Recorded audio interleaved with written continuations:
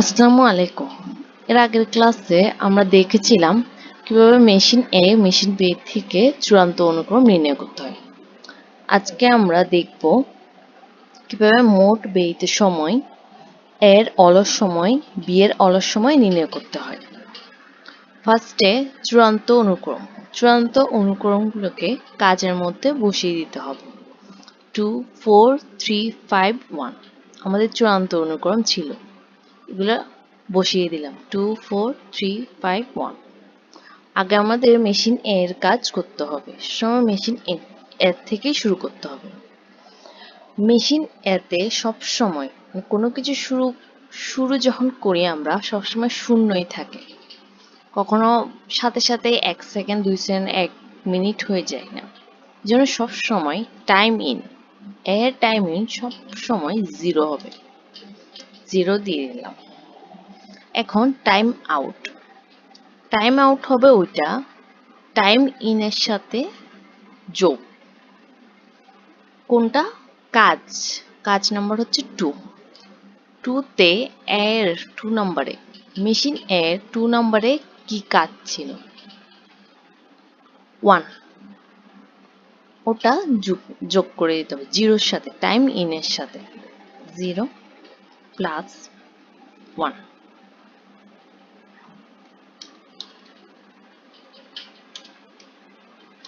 Equal 1।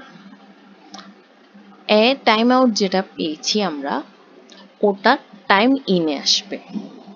2 নম্বরের time ইনে আসবে 1।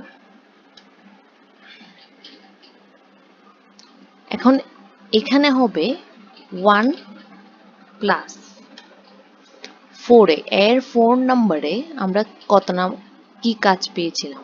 4 এর জন্য হচ্ছে 3। এই 3টা আমরা যোগ করে দিব। তাহলে 4 আমরা কাজ পেয়েছি 4। এখন এই 4টা টাইম আউটটা 3 নম্বর পজিশনে হচ্ছে টাইম ইন হয়ে যাবে 4।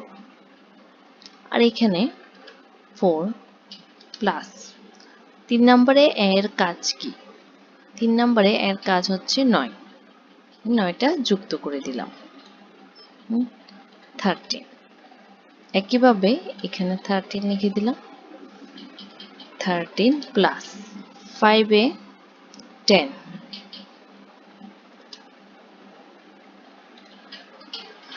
23। এখানে 23 চলে আসলো। এখানে 23 প্লাস এক নম্বরে কাজ 5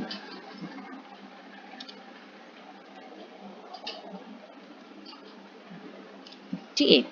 এখন এর কাজগুলো করে ফেললাম, শেষ। এখন আসবে বি এর কাজ, মেশিন বি এর কাজ। এখন মেশিন বি তে সব সময় এর টাইম আউট যেটা থাকবে ওটা টাইম বি এর জন্য টাইম ইন হবে।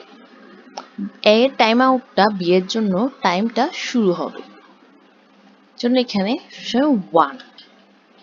এখানে এর টাইম আউট হচ্ছে 1 সেজন্য 1। টাইম ইন বি এর টাইম ইনটা হয়ে যাবে 1 আর টাইম আউটে 1 প্লাস একইভাবে 2 নম্বরে বি এর কাজ কি ছিল? 2 নম্বরে বি এর কাজ হচ্ছে 6। তো 6টাকে যোগ করে দিব আমরা 7।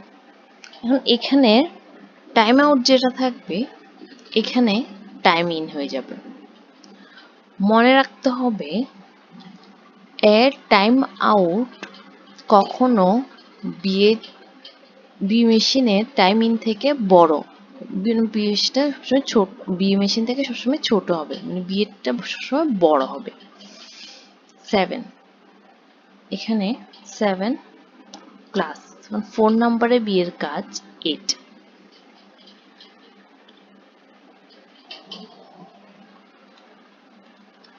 50 এখানে 50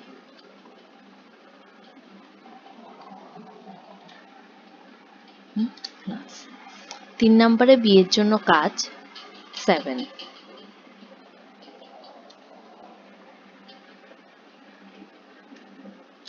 22।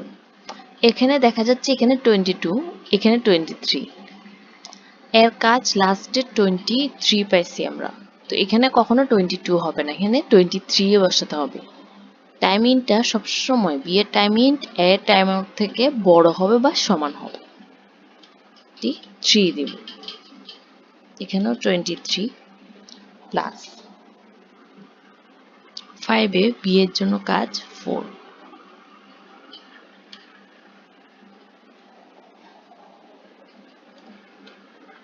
7। এখানে দেখা যাচ্ছে 28, এখানে 27, এজন্য এখানে 27 বসবে না, 28ই বসবে।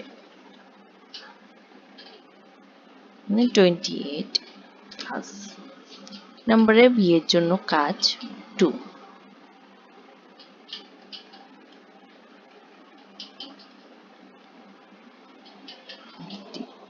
তাহলে আমরা এর টাইম আউট টাইম আউট পেয়ে গেলাম, মেশিন বি এর টাইম আউট পেয়ে গেলাম। এখন আমাদেরকে অলস সময় বের করতে হবে।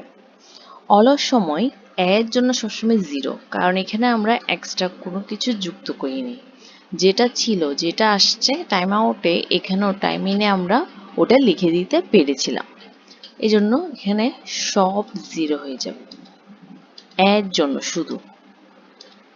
এখন বিতে এখানে কিন্তু 0 হওয়ার কথা, শুরু করার কথা 0 থেকে, কিন্তু আমরা 1 নিছি, সেজন্য এখানে 1টা যুক্ত হবে। এখানেও আমরা কিন্তু যুক্ত করিনি, যেটা পেয়েছি ওটাই রেখেছি, সেজন্য এখানে হচ্ছে যে 0। এখানেও 15 পেয়েছি, 15ই রাখছি, সেজন্য এখানেও 0। কিন্তু এখানে 22, কিন্তু এখানে 1 যুক্ত করে দিছি, সেজন্য এখানে 1 হবে। এখানেও 27, 28 করে দিছি, এখানে 1 হবে। এখন আমরা মোট ব্যয়িত সময় হচ্ছে যে বি এর টাইম আউট, বি এর লাস্টে যেটা আমরা পাবো এটা হচ্ছে মোট ব্যয়িত সময়। আর এর অলস সময় হচ্ছে, এখানে কিন্তু অলস সময়টা হবে যে বি এর টাইম আউট থেকে এর টাইম আউটটা বিয়োগ করা। এখন আমরা নির্ণয় করব মোট ব্যয়িত সময়, অলস সময় গুলো। মোট ব্যয়িত সময় হচ্ছে মেশিন বি এর টাইম আউট হচ্ছে 30। এখন 30 মাইনাস এর অলস সময় বের করছি, মাইনাস এখানে 28টা হবে, 28 বিয়োগ করে দিতে হবে, করলে আমরা কি পাই 2। এখানে নিচেও 2 হবে। এখানে যদি 0 না থাকে, কোনো সংখ্যা থাকতো, মানে যে কোনো সংখ্যা থাকতো, তাহলে এই 2টার সাথে যোগ হতো। এখন এখানেও একইভাবে 30, বি এর 30 আসছে টাইম আউট, ওটা মোট ব্যয়িত সময়ই 30 থেকে বি এর টাইম আউটই বিয়োগ করতে হবে, মাইনাস 30 ইকুয়াল 0। এখন এখানে 0 আছে, এখানে অলস সময়টা হবে এখানে যোগফল, এখানে যোগ করলে দেখেন 1 1 1, তিনটা 1 হ্যাঁ 3টা যুক্ত হয়ে যাবে, 0 সাথে 3 যোগ করলে 3 হয় 3। তাহলে আমরা পেয়ে গেলাম মোট ব্যয়িত সময় 30, এর অলস সময় 2, বি এর অলস সময় 3।